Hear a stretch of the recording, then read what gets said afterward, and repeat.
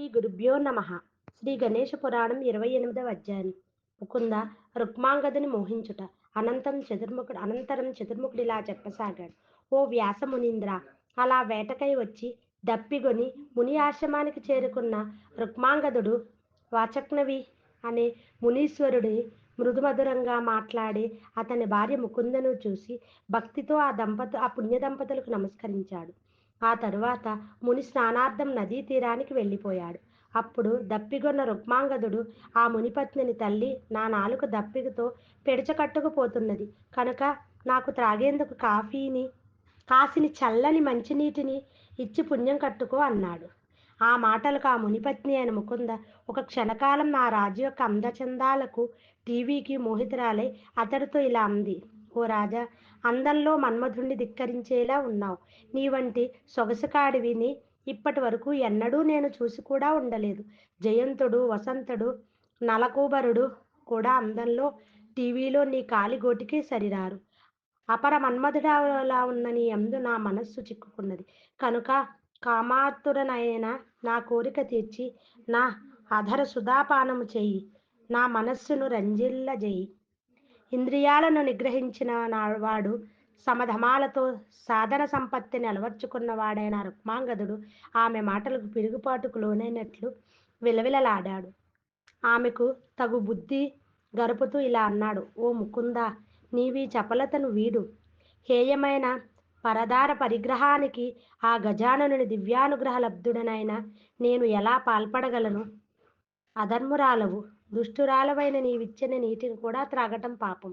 ఋషి ఆశ్రమం అత్యంత పావనమైనదని ఇక్కడికి వచ్చాను. ఇక్కడి నుండి వెడతానంటూ లేచి వెళ్ళిపోబోయాడు. వెంటనే ఆ రాజు చేయి పట్టుకుని ముకుంది ఇలా అంది. ఓ రాజా, బలాత్కారముగా ఇతరుల భార్యను చేపట్టిన వాడే నరకాన్ని పొందుతాడు. అంతేకాని తనంత తానుగా వలచి వచ్చిన స్త్రీని చేపడితే ఎట్టి ప్రమాదమూ లేదు. అంతేకాదు, సృష్టికర్త అయిన బ్రహ్మదేవుడు కూడా కృతత్రేత ద్వాపర యుగాలలో మా స్త్రీలకు స్వాతంత్రం ఇచ్చి ఉన్నాడు. కనుక నీవు నా కోరికను తీర్చు, లేదా నిన్ను రాజ్యభ్రష్టునిగా వనచారివిగా చేస్తానన్నది. ఓ రాజా, ముకుంద కామోద్దీపుతురాలై పరిగెత్తి వచ్చి రుక్మాంగదుని బలాత్కారంగా కౌగిలించుకుని ముద్దు పెట్టుకున్నది. అప్పుడు రుక్మాంగదుడు ఆమెను బలంతో దూరంగా తోసివైచాడు. అప్పుడు ఆమె గాలివాటుకు పడిపోయిన అరటి చెట్టులా నేలను పడి మూర్ఛిల్లింది. స్పృహలోకి వచ్చిన ఆమెతో రుక్మాంగదుడు మహారాజు ఇలా అన్నాడు. ఓ అవిరాలా, నీవు పరమ పవిత్రుడు, అగ్నిహోత్రుడు వంటి వాడైన వాచక్నవి మునిభార్యవు. ఇలా పరపురుషుడిపై మనసు పట్టం నీకు ధర్మభ్రష్టుత్వాన్ని, నరకప్రాప్తిని కలిగిస్తుంది. అటు సూర్యుడిటు పొడిచిన, సముద్రాలే ఇంకినా నా మనసు నీ పాపపు కోరికను అంగీకరించదు అంటూ నిరాకరించాడు. కథాగమనాన్ని ఇలా కొనసాగించాడు. ముకుంద ఆ మాట ముకుంద రుక్మాంగదుని శపించుట. ఆ మాటలకు తోకతొక్కిన త్రాచులా లేచిన ముకుంద రుక్మాంగదుని ఇలా శపించింది. ఓ రాజా, నీ తిరస్కారం వల్ల నేను ఎలాంటి కష్టాన్ని, వ్యధను పొందాను, నీవు అలాగే కుష్టి వ్యాధితో బాధితుడవదుగాక.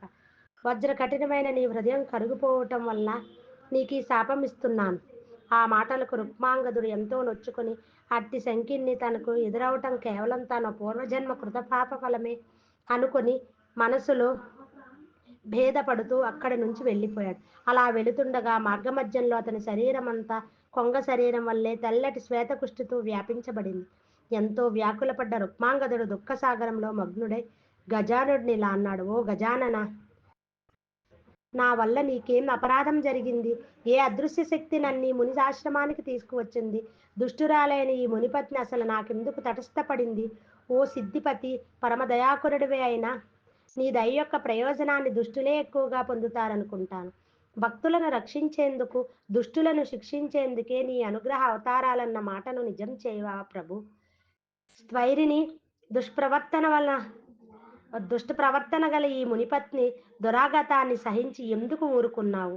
ఈమె దుష్ప్రవర్తన ఇలా అప్రతిహతంగా కొనసాగించవలసిందేనా? మేలిమి బంగారపు శరీరపు వన్నె కలిగి కాంతివంతంగా ప్రకాశించే నా శరీరం ఈనాడు ఇటువంటి దుస్థితిని పొందటానికి కారణం ఏమిటి? ఏ పూర్వకర్మ దుష్కర్మ ఫలం నాకు ఈ అగత్యం ఏర్పడింది? ఓ పార్వతీనందన, ఓ దీనజనన, నిన్ను తప్ప అన్యులను ఏమాత్రం శరణు వేడని వాడనే నీవే నాకు దిక్కు. ఎప్పటిలాగు నేను నీయందే అచంచలమైన భక్తి విశ్వాసాలతో నీ పాదపద్మాలనే అనవతరము సేవిస్తాను. కానీ ఈ రోగభూయిష్టమైన ఈ శరీరాన్ని, నా అమంగళకరమైన రూపాన్ని నా ప్రజలకు ఇక చూపించబోను. ఈ శరీరాన్ని ఇంక ఇక్కడే ప్రయోపవేశంతో శుష్కింపచేస్తాను అని నిశ్చయించుకుని ఆ రుక్మాంగదుడు ఒక మర్రిచెట్టు కింద కూర్చున్నాడు. అతని వెంట వచ్చిన భటులు తమ ప్రభువుకై వెతికి ఎక్కడా జాడ కనుగొనలేక సాయం సంధ్య అవుతుండగా తమ తమ ఇళ్లకు వెనుతిరిగారు.